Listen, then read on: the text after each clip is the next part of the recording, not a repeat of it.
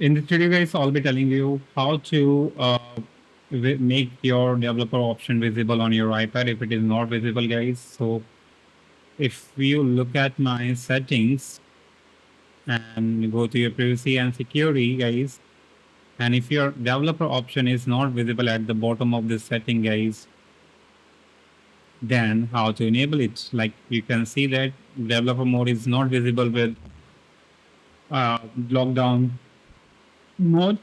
So to enable, guys, you have to first of all to connect your iPad with your PC or laptop, Windows PC or laptop, and then now once you connected, guys, just allow. And now on your PC, you have to install this software called iCare Phone. Download and install it. So I think, installed. And tap on your iPad to trust your device. You will see that option, that prompt option, guys. And now, once you're over here, just make sure your iPad is connected to your PC successfully. So that's my iPad. So I have right now I'm mirroring my iPad to my PC, guys, to show you.